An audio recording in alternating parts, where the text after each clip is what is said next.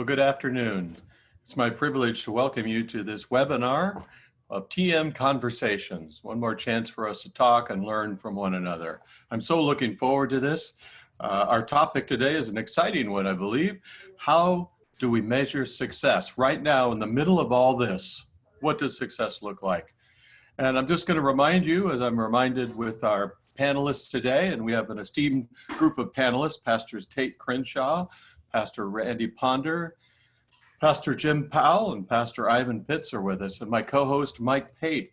And of all of us, as we spoke about this earlier, we said, who's an expert at this? And we all raised our hands and said, not me. So we're learning together, and that is okay. And that's the idea of these conversations, is we pick up something from someone else that we can learn and get better for God's kingdom purposes every single week. So thanks for being with us. We're going to ask three big questions today and kind of just set up for what we're talking about today. And one is, how should we strategically prepare and measure action plans for this new normal we're in? What does that look like? I mean, and everyone's a little different here. We have a few of our panelists from different states. Reopening is happening at different rates, pandemic in different places at different stages. And there are certainly a lot of things on the table for us all to work with. But number two, what realistic ministry goals for your church can you set as a leader? And how will you measure them? It's been said that if you have a goal and you can't measure it, you really don't have a goal. So we want to talk about what can we measure? And then number three, are there any key metrics that we can track for success? You know, what are they? And I think you'll hear some great ideas today. So I want to introduce, to start today, my co-host, Mike Pate. And Mike is the director of, and basically our co-lead today. Surprise, huh, Mike? And I'll just take yourself off mute there, and we'll go ahead and get started. Thanks for joining us today, Mike. Hey, it's a pleasure to be with you, and it's a great topic. Looking forward to hearing from our panelists today. Yes, and I wanted to start a question with you just to get our juices flowing here. How have the camps changed during the pandemic, you know, as well as online, of what's going on? What's really happening, and how are you measuring success in the camps right now? Wow. Well, the camps, I like to measure success by opening the camps first. Yeah, that would be great. But actually, I'm thrilled to announce that Tonto Rim Christian Camp outside of Payson, Arizona is now officially open. We had our first campers arrive yesterday, so there's some light into some of these tunnels, and we've been given permission at Thousand Pines to have family units and using cabins, more like an individual campground, maybe a more traditional camping kind of situation. So, but to answer your question, how are we measuring all that? I mean, our goals are still the same, and that is we're in ministry to build the kingdom of God. So we want to continue to do our mission somehow. So we're trying to creatively find ways to do that. And the second half of the question is, even though these are big challenges that we're facing, unprecedented, we also need to be stewards of our ministries to make sure they go on in the future. So no matter what we're dealing with here in the midst of all this, we're still mostly closed down. It's really front in our thinking. We need to make sure that our great grandkids, if God will allow, can go to camp someday because they're such special places. So we want to do the mission we can while we're here right now, but we also want to prepare for being good stewards of these places after we're gone. So, yeah, great words, Mike. I know I was impacted by Thousand Pines and some of TM's camps. So I know we're all looking forward to having our churches open, our camps open. One thing I want to remind our participants today, as I welcome you, that down at the bottom of your screen, you'll see, and you can move your cursor down there, you'll see a Q&A section. That is the place where you can ask questions all the way along as different speakers speak today. Just post your questions as we go. If you do it there, then we will be able to see those. Some will answer as we go, and some will answer at the end. But your questions will get answered, and we'll have some resources that we'll talk about at the end of our time today. So let's go ahead and get started. Mike, could you introduce our first panelist today? Yeah, I'm happy to do that. It's kind of fun. I learned some new things about Pastor Randy Ponder from Rock Harbor Church in Morro Bay. And Randy and I have a ton in common. We went to the same junior high school and high school, if you can believe that. He's from Huntington Beach. And basically, we also both went to Cal Poly, to college in San Luis Obispo. And at that time, he came to Christ at actually the age of 10. He met his wife after college in the Morro Bay area, his wife Tammy, and they were married in 1984. They have 3 sons and 3 daughter-in-laws. And Randy, I also read in learning about you, one of your daughter-in-laws has passed away, is with the Lord, and I'm sure there's a really incredible story around that as well. Randy was a youth pastor in Temecula. They were in church planting with Randy. I was in church planting as well. That's kind of fun. In Temecula for 7 years, and then moved back to Morro Bay in 2008. And they since have been serving there. His interests are travel, and his passions include people, the Word of God, missions, athletics. He likes the Lakers. He can't be all bad, right? So anyway, that is a thumbnail sketch of Randy. Pastor, we're so glad you're here. And I guess I'd start off the question by just asking what the context of your current ministry situation is, as we look about how we measure success and some of those things. What's happening in your ministry world up in Morro Bay? Yeah, thanks, Mike. We opened up last Sunday for the first Sunday, and our children's ministry will be held off probably till at least the 3rd Sunday in August, if not September. We're kind of following the school district in that. So it's a joy to be here, somewhat intimidated, being among very scholarly, excellent people. But, we were given 6 to 8 minutes to speak. So I'm going to do my best to make this really concise. And I may speak a little bit loud and fast, but that's okay. I want to be excited. We are asked to, talk about what is happening at our church and what goals we're setting, what we're doing differently.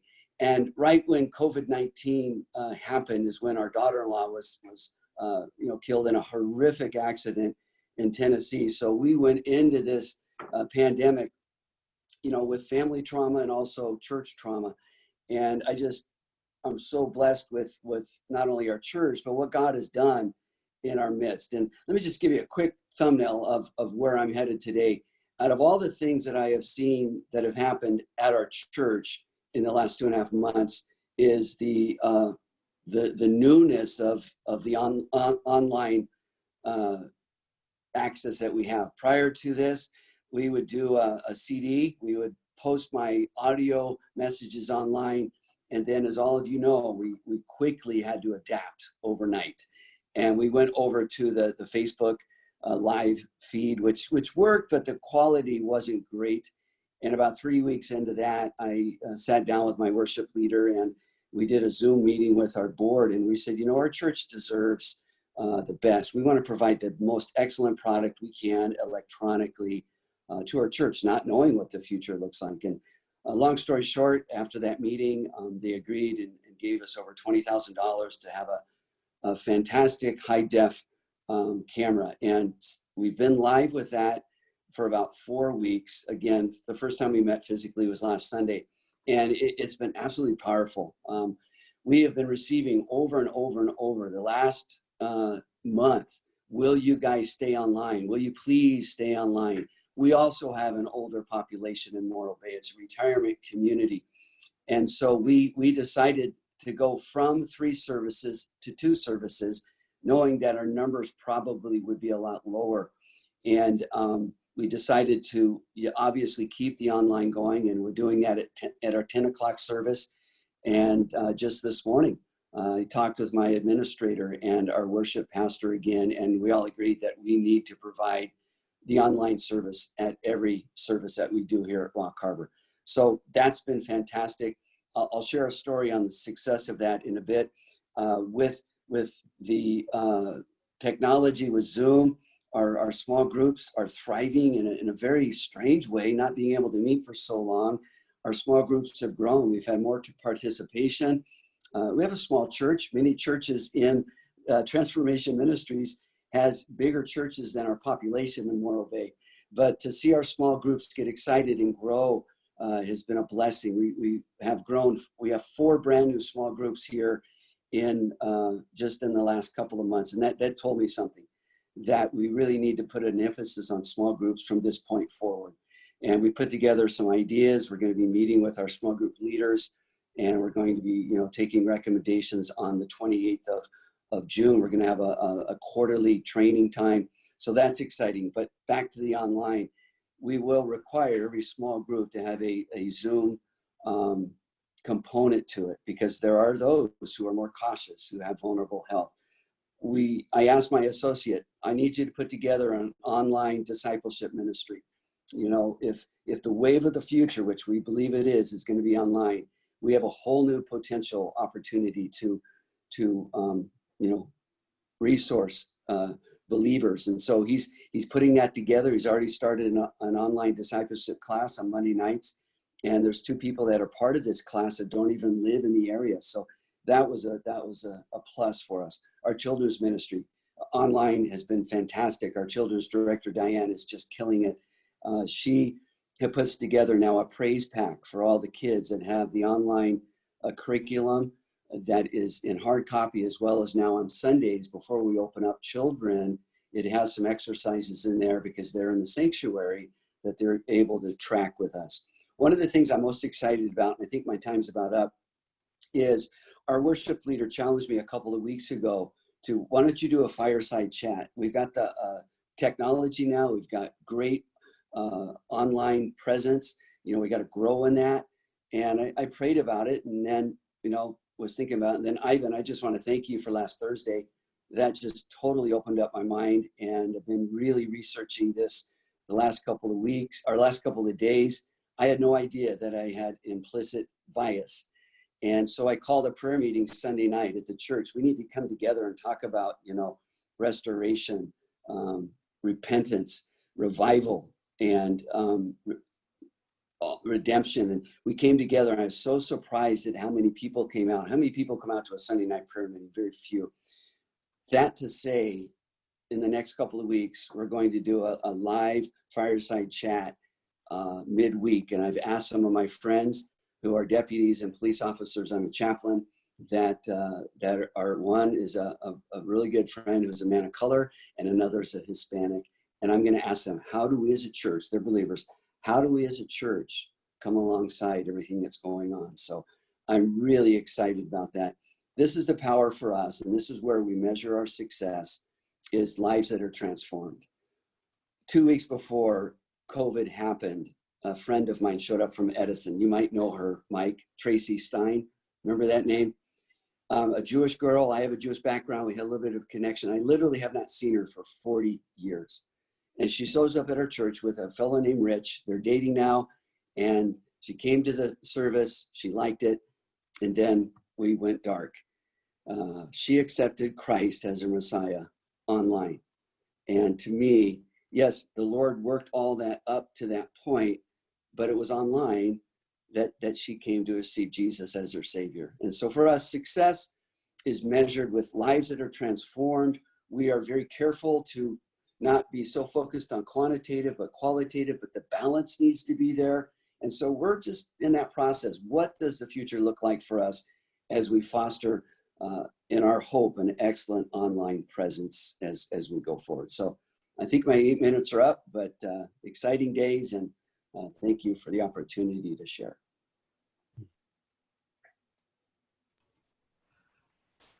Well, Randy, that's exciting to hear that going on, especially a transformation online. I've heard of that from many of our churches, that God actually works through those airwaves. The digital airwaves are reaching more people. And that's great. There is one question maybe you can answer for us, Randy, and that is, they're asking for, can you share a link to join the online discipleship class in our Q&A section? So maybe you can jump over there and share a link if you've got one. And you were the first church I've also heard about doing a fireside chat. That's very interesting to me. So thanks for sharing all those ideas. I so appreciate you being here. Morro Bay's a long ways away. You didn't have to drive. Here we are actually being able to talk. And that's fantastic. So, and let's take our first poll online. So for those of you that are attending as participants, Michelle, could you pull up on the screen for us? What is the outlook on the future that your church and journal and you have? And the panelists can vote on this as well. We will never get back to the way things were. Or is that where you are? It will take another year to get back to normal.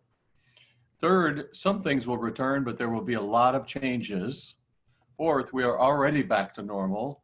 And then there's, if I didn't cover it there, you could have an other answer. I'll give you a space to do that. So if you can just go ahead and start your voting now, we'll give you about a minute to do that and just click on those buttons, and then we'll see the results of that in just a moment.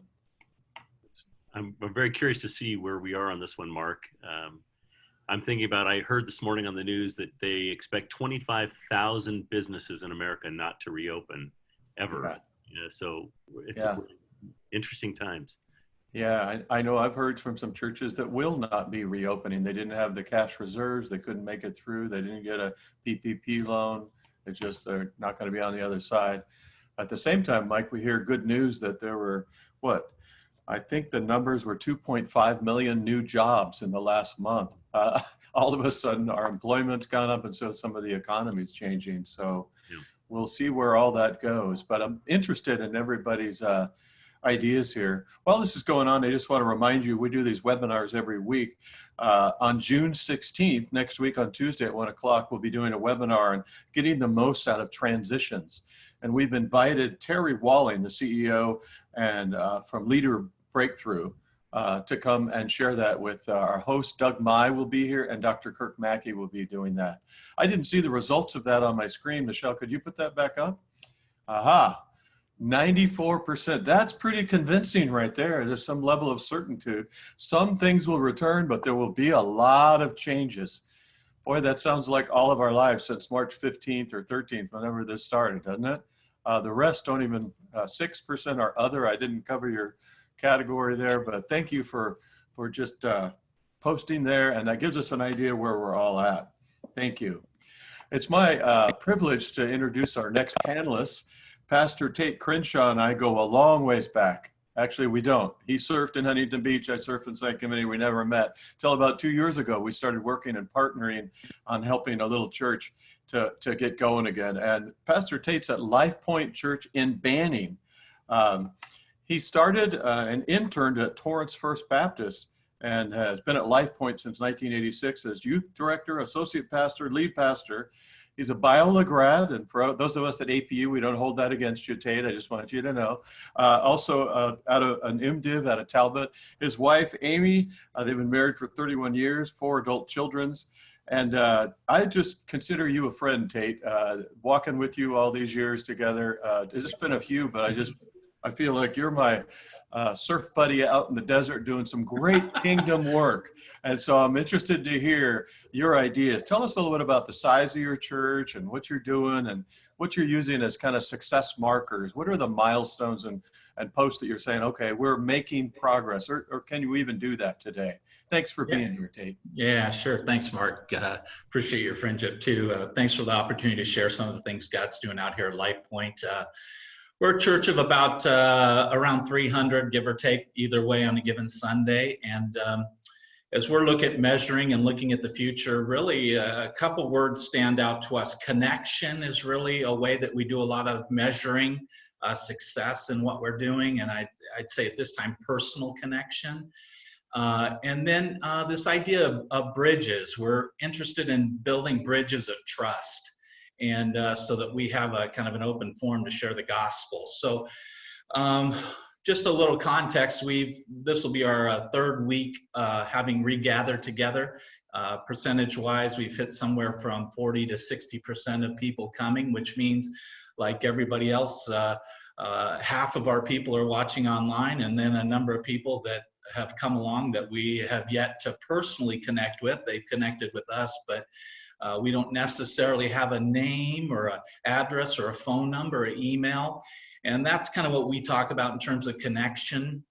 We're looking, one of the things we're trying to do with the online ministry is to make sure that we're connecting personally with people. We're getting some kind of name or email, or phone number, a way that we can personally have a contact with them. So we can, as they're online, we can have a Zoom meeting with them. We can have a connection with them in a personal way. Those are all things we're doing. So we're adding volunteers and staff in terms of our online ministry so that we can have an online chat with people while we're actually doing the service, that we can be trying to get that information just the same way as people come into our service live physically. We have a greeting team and people that connect, and we try to get a name and a phone number, some way that we can follow up. We're trying to do that online as well, and really realizing that we need a staff or a volunteer staff of people to really be doing that so we can make that connection.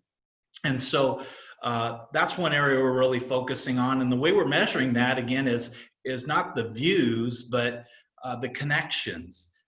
We get views and we can look at that and analyze those that are there. But what we're really trying to do is say, can we get a name, a phone number, an email, be able to send a Zoom invitation and have a personal connection. So that's how we're kind of measuring that.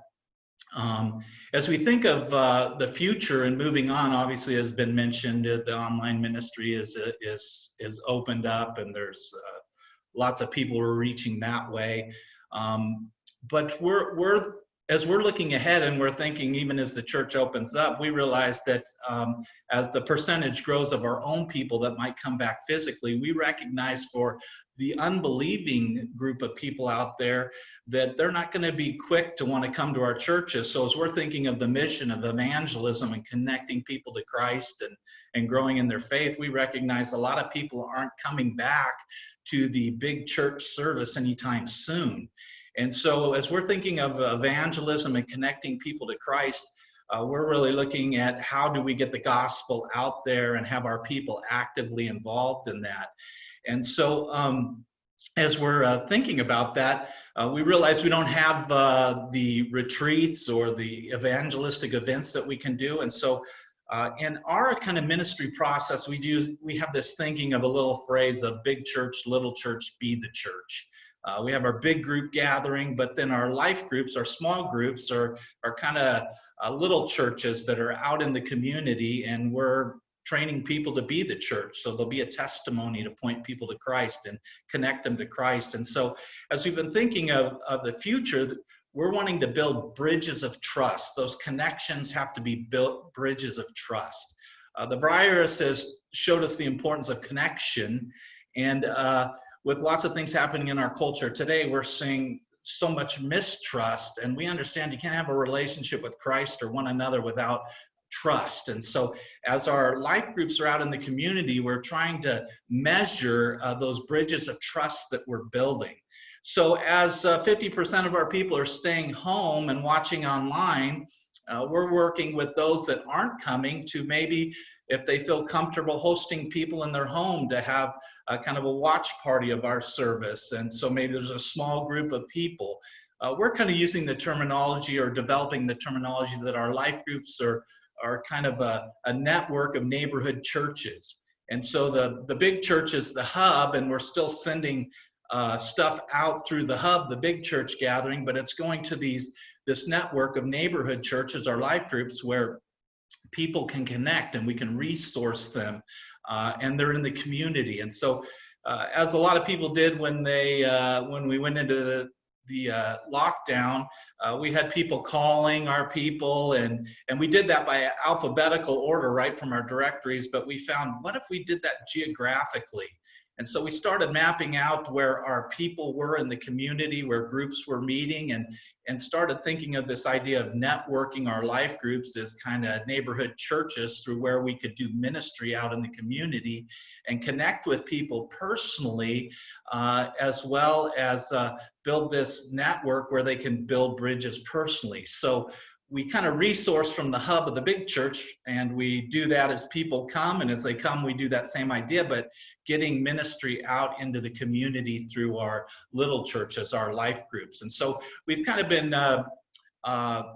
making that our emphasis as we do that. So, for example, a lot of churches today are the need in the community for people that aren't working and doing some food drives, and we've seen that in our community, people driving up and getting food. So what we've tried to do is say, okay, we're in the hub, in the big church, let's get out there and let's collect food, but then let's distribute that to our little churches, our life groups, where they can go and they know the needs of their neighbors and those that might not be working. And then on behalf of the whole church, as a neighbor, go next door and say, hey, this is from our church. And so we get a connection, but we get it in a personal way.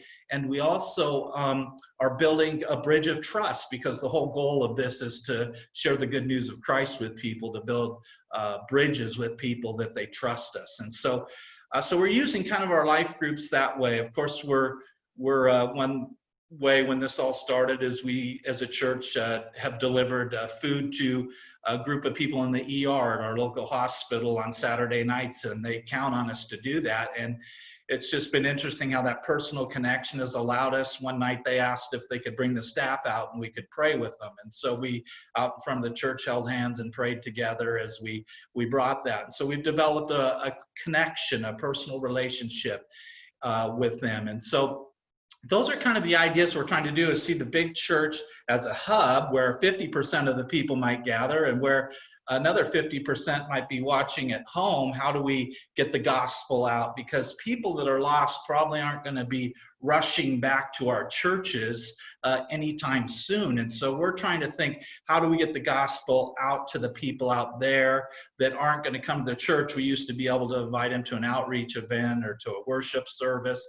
They're probably not going to be too excited to come anytime soon. So we're saying, how do we get that out there? So we've told our people, hey, if you have people in your neighborhood that are lost, you could get them to come to your house and view it on church, invite them over for breakfast and have a worship service together, stay home and invite them to your house, and we'll send it that way. And so we're kind of using our life groups as little churches, a network of little churches in the community, and using the big church as the hub. And of course, in all of those areas, saying, go out and be the church with the good news of Christ. So we're kind of measuring, if I'd say two key words, we're measuring by real connections and building bridges of trust. Because we want to connect people to Christ and to the body of Christ to grow in faith. So those would be kind of the key words that we would use.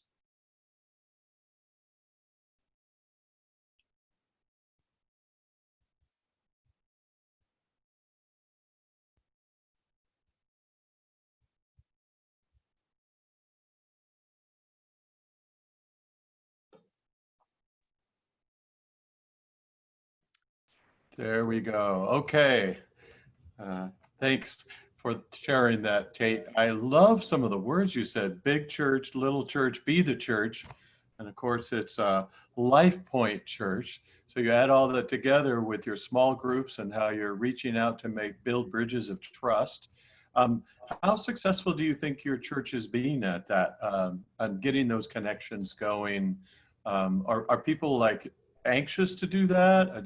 Because I hear in you a heart for the lost, and I hear that you're building that into your church and in people's lives. But are they coming along with that? Have you been able to measure some of that? And how's that really working right now?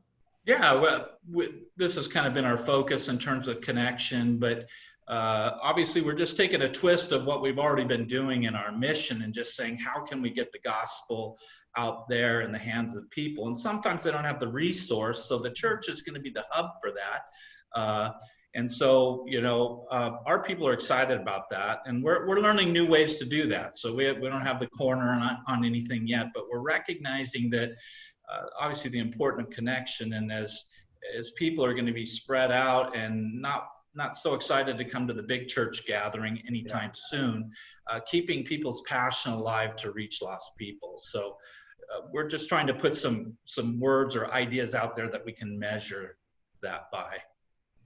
That's great, Tate. Thanks for sharing today. And Mike, maybe you can help us walk through the next poll that we're going to take. Thank you. Yeah, before we introduce our next panelist, I think Michelle's going to bring up, there's our next poll here. And the poll is, where are you in the process of using different metrics in your ministry?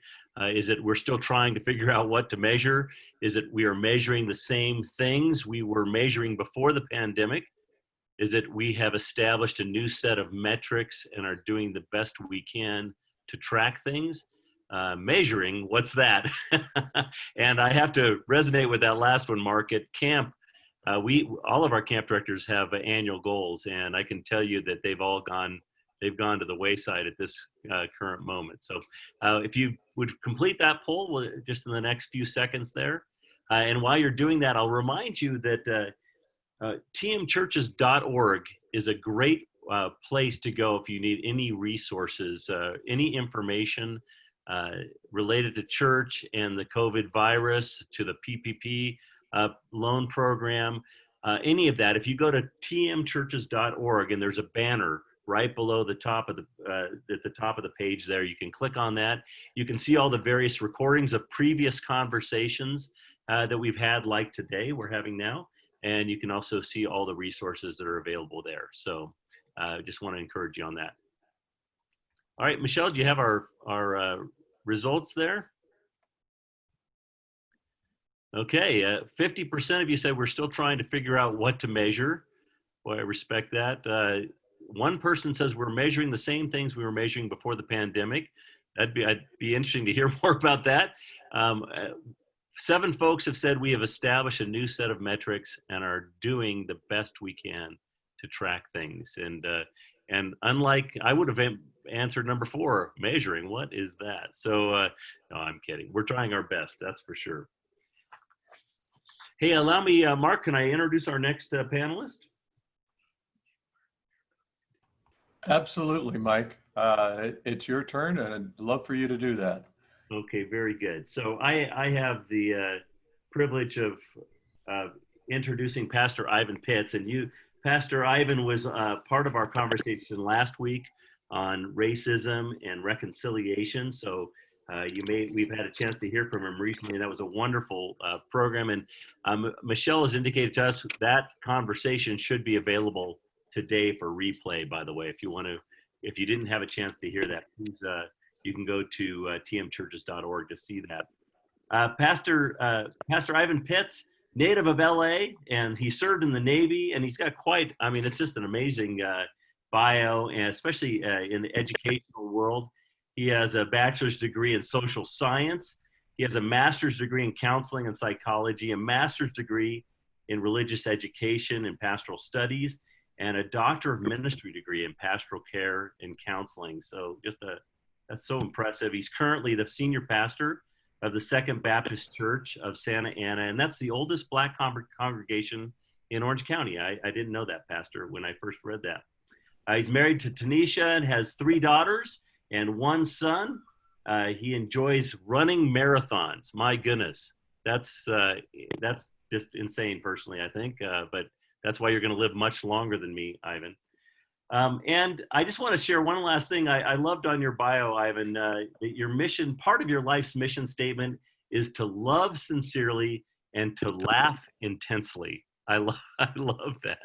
So, hey, it's a pleasure to have you here. And I guess my first question would be similar to the past, and that is what's your ministry context now for you at the Second Baptist Church? And wow, how are you navigating all these things? What are you doing?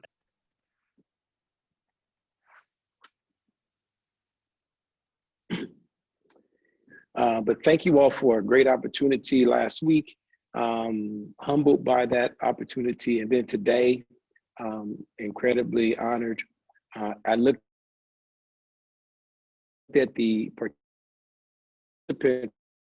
I see Pastor Gusty is on this Zoom, and creative and innovative preachers that I know. So that's my shout out to my dear friend, Pastor Gusty. Let me jump in and just say several things, and hopefully we'll have time on the end to answer. This threw us in shock, as most of us may have been. We had no online presence. We had very little online giving presence. We had never thought about church worship service, not before questions that we've addressed over the past 3 months. The first question was, and this was the most immediate, how do we keep the church going? How do we keep the doors open, right? The second question is, how do we live out our mission in this new season? And I want you to know this was kind of sequential. We asked, the first question was like, whoa, what do we do? How do we keep this thing going? And once we figured that out, I'll talk about that in a minute. We asked the second question, well, shucks, we got it going. We just need to understand how we lived it out in this new season. And as we begin to really live out our mission, we asked the question, now what? We're here, now what? And then the last question we ask, and we're still answering, is what's next, the future. And so those are the questions that we asked ourselves. How do we keep the church going? And I think that's important. I was talking to a chief consultant from the Malford Group yesterday.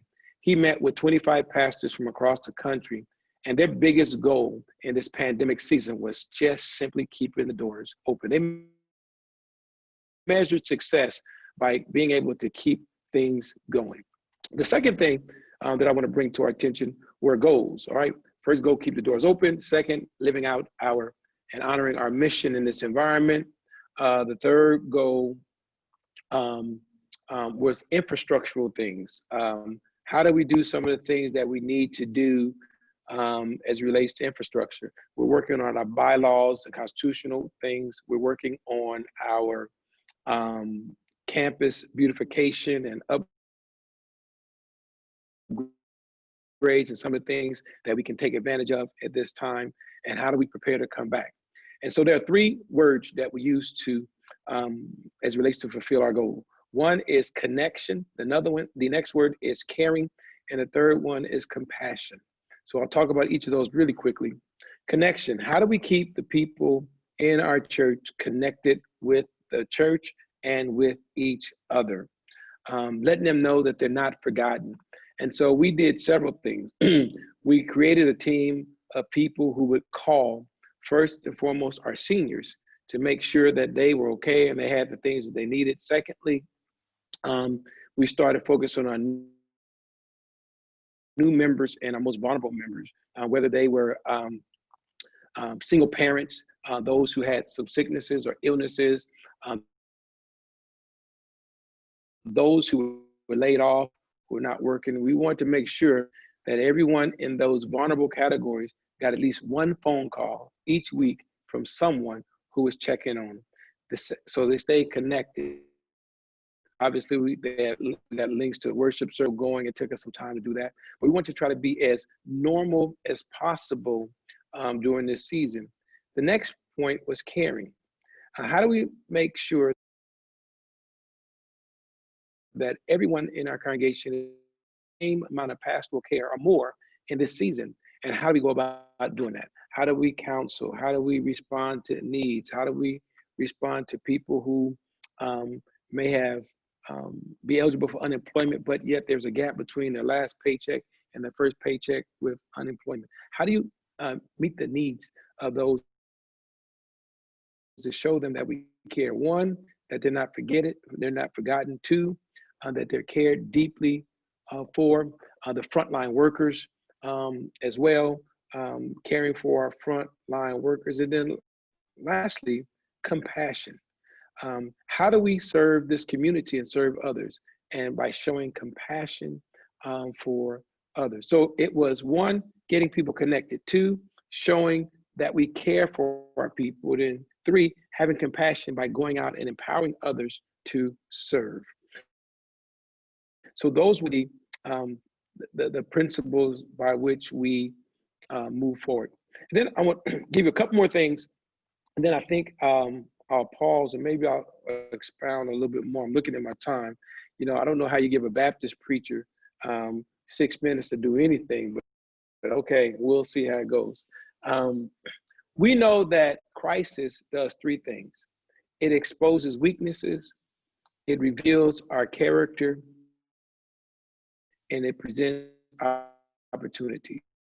And we wanted to be successful and we had a painful lesson and learned that some of our things that we thought we did well, we didn't do well.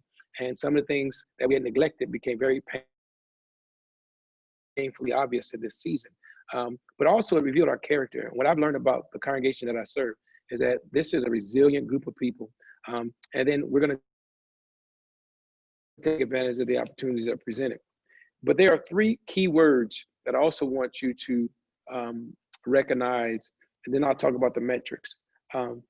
You only can be successful in this environment if you're flexible.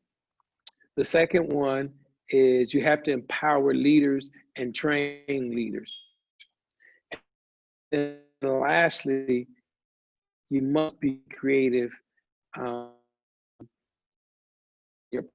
So flexible. When something doesn't work, your adjustment so that you can be successful. Two, empower leaders. Season of COVID is that there were people who stepped up. There were people who had opportunity to show their gifts that we had never seen before, and we have been incredibly blessed for it. So not only have opportunities for those who may have never served before to step up, but also began to reach out to those who you think have potential and do training and some one-on-one mentoring, even in this environment, so their gifts can shine. And then lastly, creative partnerships. When I talk about creative partnerships, let me give you one. We partnered with agencies that help provide food yesterday. I'm sorry, just passed. We were able to serve 600 families with boxes of food, and most of those folks were not church attenders of ours. Our church, compared to COVID, was somewhere around 600. Our active membership is probably somewhere close to 1,000 people, and we were able to serve 600 people. And I'll tell you, only a handful of those people were connected with our church. It was a true outreach ministry, and those organizations were looking for ways to reach the community, and they allowed our church to be the conduit to connect with the community, which I think is a win-win. Lastly, let me say this: metrics, offering, the giving. We noticed that as we got better at doing what we did, the offering increased, and so we're tracking just a little bit above our average. But we have significantly increased our online giving.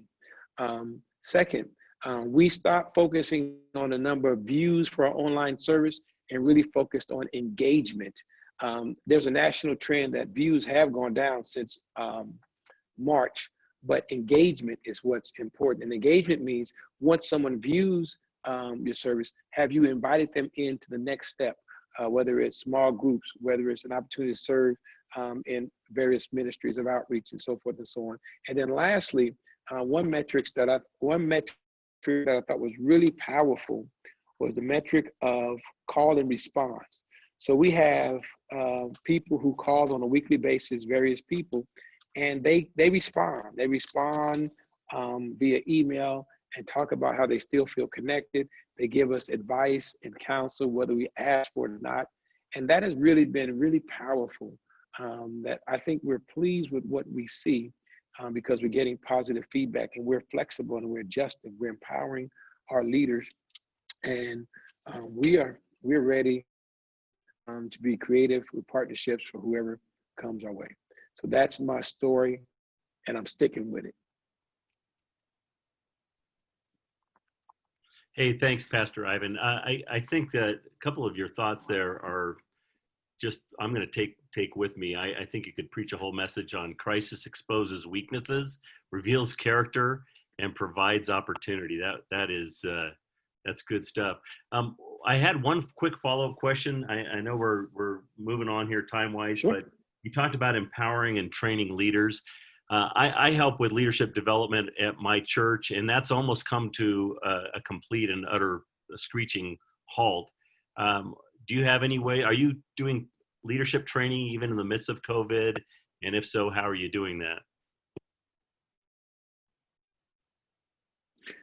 The answer is yes, and I'm using Zoom. Before we went into this mode of sheltering in place, I identified about 12 young adults, ages about 19 to about 35. And two of them were couples, husband and wife team.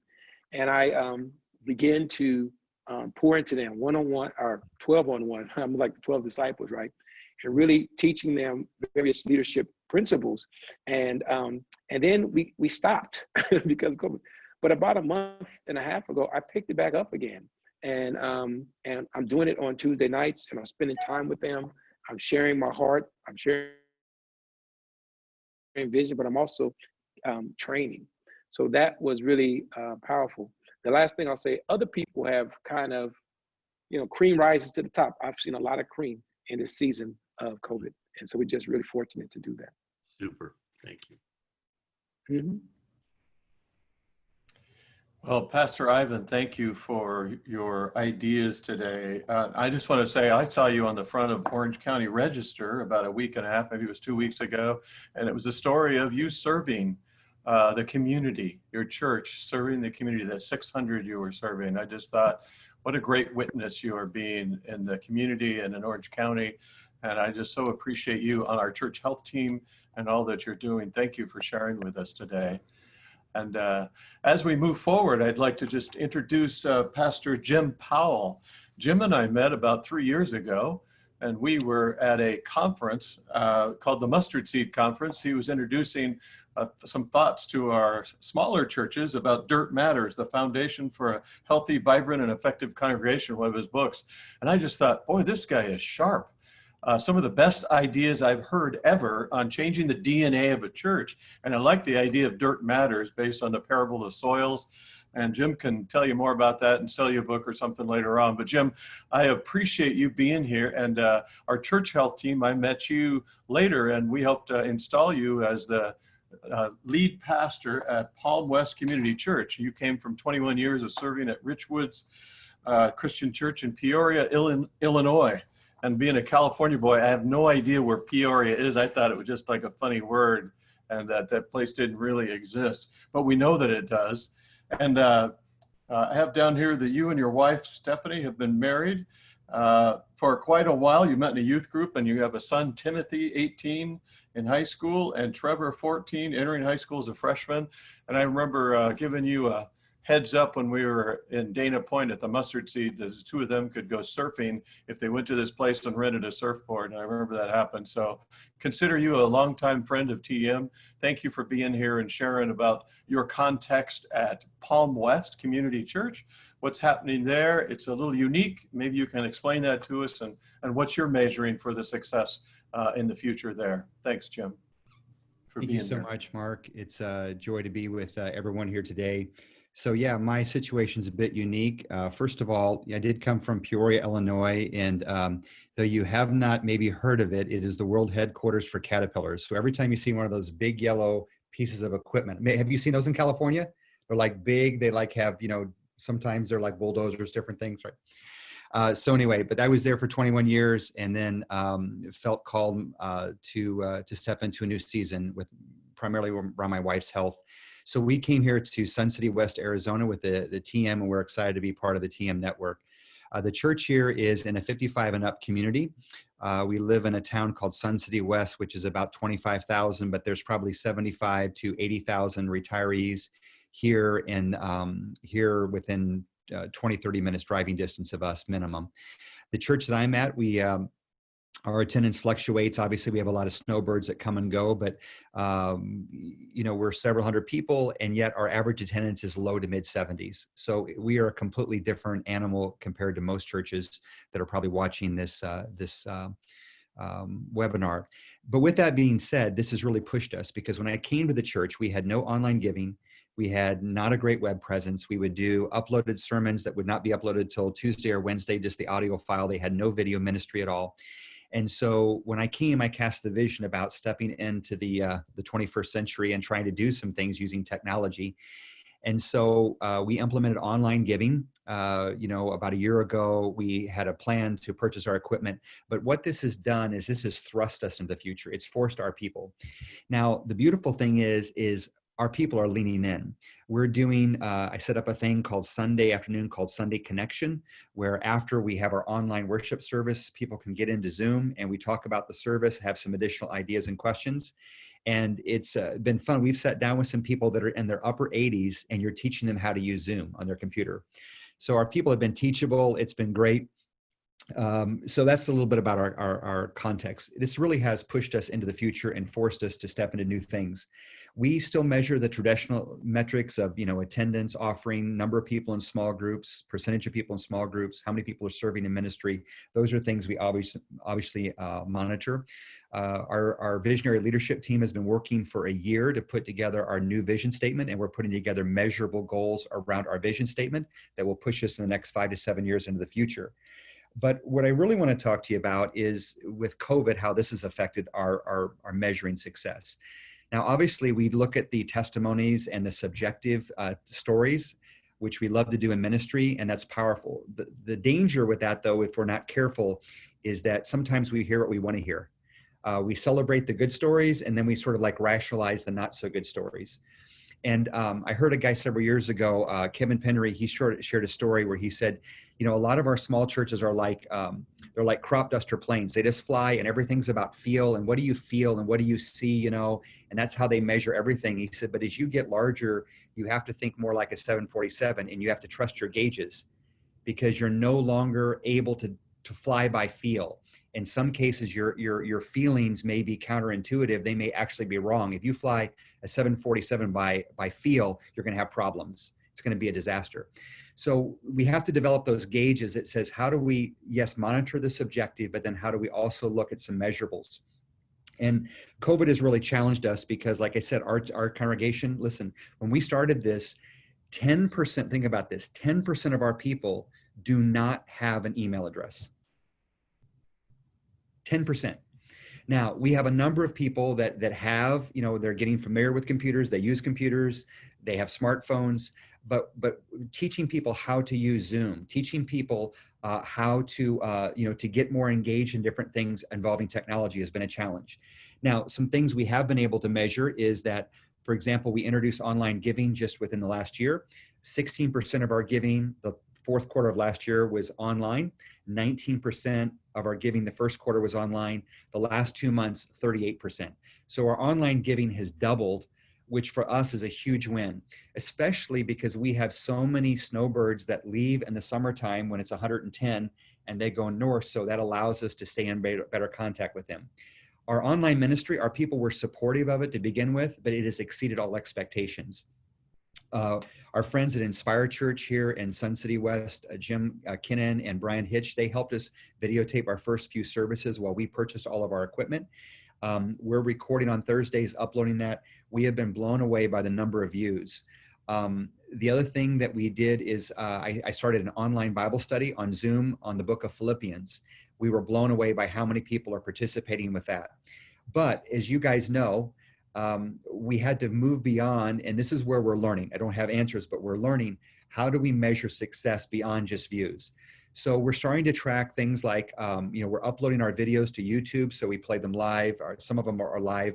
But like our Philippians Bible study, we have anywhere from 45 to 75 people doing that study live on Zoom. And then we've been having over 100 people every week engaged in doing that study online. So we're blown away by how many people are doing this expository study with us. But we're measuring how many people are engaged, how many people are watching, how many people are staying, how long the views are. We're starting to find some trends. And I think I'm getting to the place now where I can almost tell you, based upon how we promote a video, if I put it on my Facebook page, it gets a lot less hits, but less people are staying. If we do it only through internal communications, only going to our members, we have longer people staying. But our worship services are fluctuating. Our retention rate is about anywhere from the low 30s to 50%. But we're trying to measure those things to get an idea of how we're doing. Are people watching the music and skipping the sermon? Or are they skipping the music and going straight to the sermon? Those are all things that we don't have answers yet, but we're trying to figure out. The same thing with our online class. We're trying to track how many people are staying with the study, how long are they watching. And so in all those things, we're just trying to learn our lessons.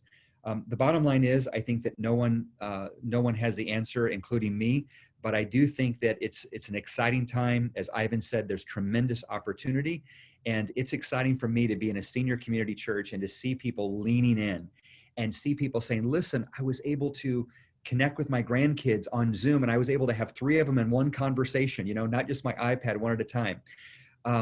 We're seeing stories of now that we're focusing on this online ministry, I'm trying to tell our people, Larry talked about this a couple of weeks ago. It's not just a little thing we're doing. It's going to be a primary thing we're doing.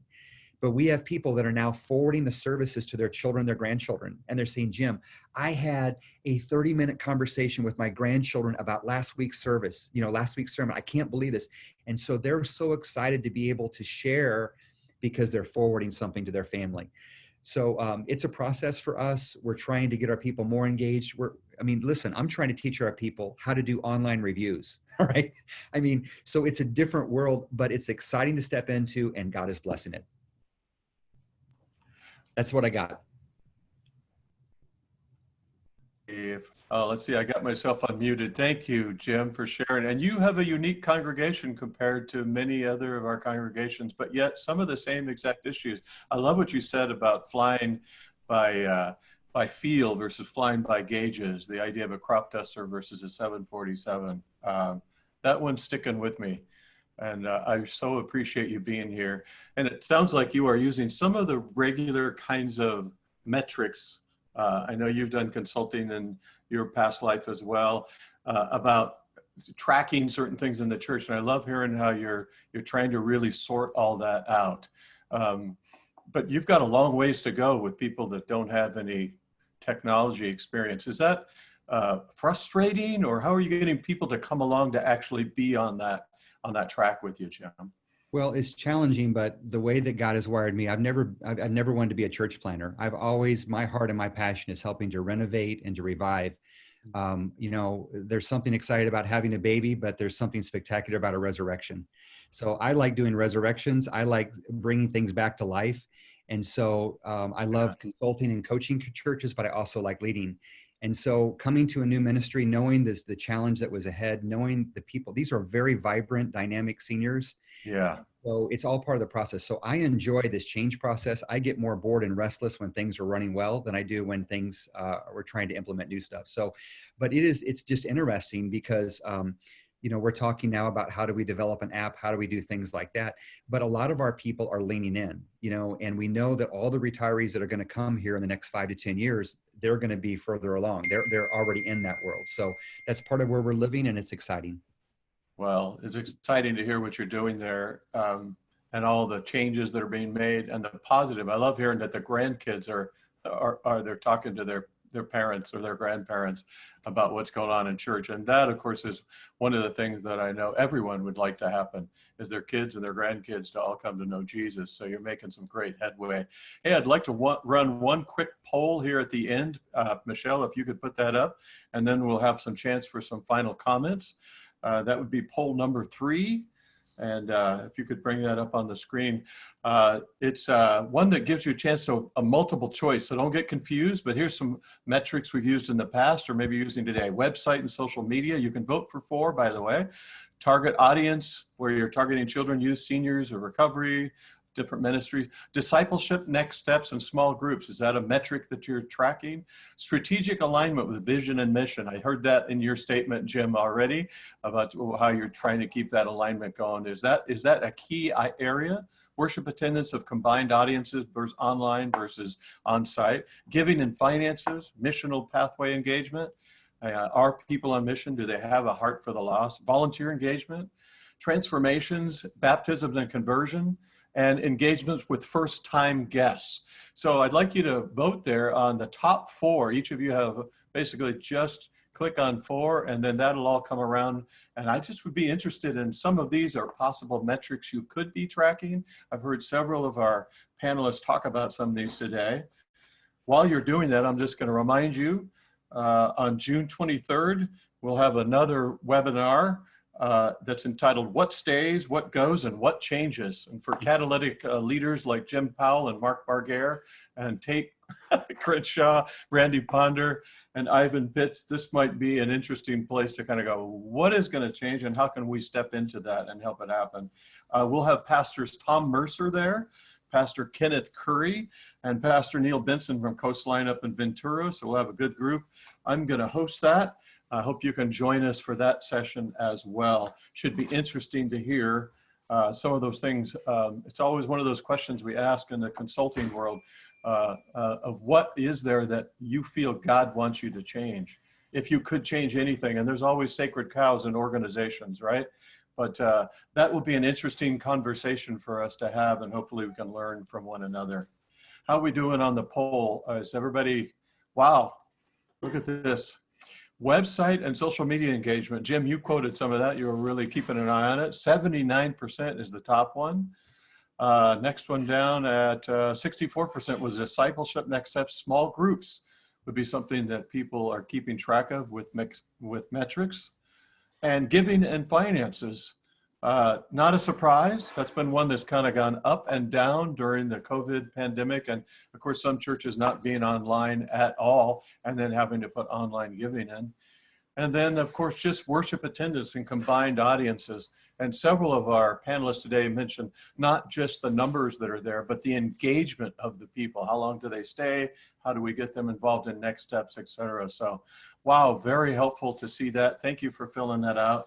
I want to thank each of you for coming today, especially our pastors, and give them one more chance. Maybe, Mike, you think maybe we should give them a chance to give one more final thought before we go? I know we're at 1 minute after 2. We try and finish on time, but our pastors, I want to say this. Thank you for staying on task. As I know, Randy, you said you had a 40-minute sermon. You did a great job getting it done in 8 minutes. Fantastic before we started. But maybe you have some final thoughts. We can start with you, Randy, Tate, Ivan, and Jim. Just chime in. Do you have a final thought you'd like to leave with people today after talking about success and what that looks like with metrics?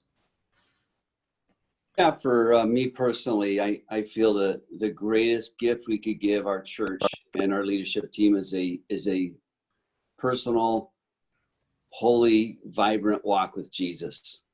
So I just encourage the pastors to guard your heart. Don't miss your alone time with Jesus. Develop your intimacy, because I really believe that's what God wants more than anything, and everything else will flow from that. So guard your heart and stay the course. Thank you, Randy. Such great advice. Easy one to get out of sync and rhythm during this COVID. And so thank you for that reminder.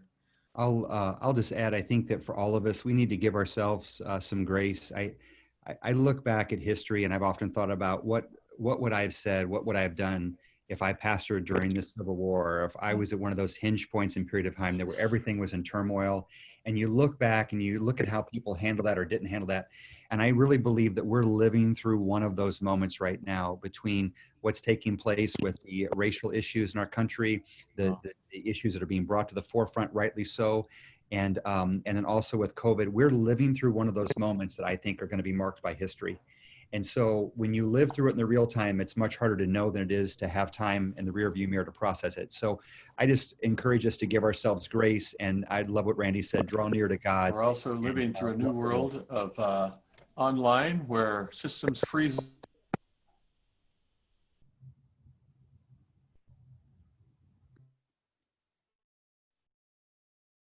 I think we lost Mark. Maybe Tate, are you still on? Yeah, I am. All right. Any final thoughts from you, brother? Yeah, just a quick thought. I think at times like these, some of the greatest ministry ideas come out in times like these, where we have to adapt and be flexible. And that's kind of just what I would say is just evaluate what's happening, be adaptable and flexible. And I think just walking with people in these challenging times, that's where you build trust. Very good. Boy, great reminder. Mark, you back with us? Yeah, I don't know. I thought Jim left, but I guess it was me. I logged out. The online people said I had talked too much. So, Yeah. okay. Did everyone get a chance to make a Pastor final Ivan, thought? we haven't heard from Pastor Ivan yet. There we go. So my final thought is, in this season, we need courageous leadership. So only be bold and courageous. Fantastic. Amen. I love that. Joshua kind of a verse. Thank you, Pastor Ivan. And as we end today, I'll just let you know, I'm going to post a couple of resources online for you. One from Unstuck Group is called Vital Signs, the 14 vital signs of a church. And it compares your size church to other churches after you fill out a survey. pretty incredible kind of a survey and report. I'll put the book there. If you're interested, we can get you hooked up to that. The other is a report that Unstuck does on all churches across a quarterly report. There's one on church engagement that I think is really key, and I'll put that onto our website so you can use that as a resource from today's session. I want to make sure I say thank you to all the people that have been here today, to our panelists, Pastor Tate, Pastor Ivan, Pastor Randy, and Pastor Jim. Thank you for your insights, for being humble and knowing we don't have all the answers, but also providing some ideas of what you are doing in this time. Mike, thank you for being the co-host today. Michelle Chapman, thank you for running the admin in the background and keeping us coming back when we fog out here and keeping all those polls up to date. Look forward to being with you. We'll have another session at 1 o'clock on next Tuesday, and hopefully you can join us for that. So if we can help you at all in between, feel free to call any of us, and we will look forward to spending time with you next week. God bless. Thank you for your time today. Thank you all.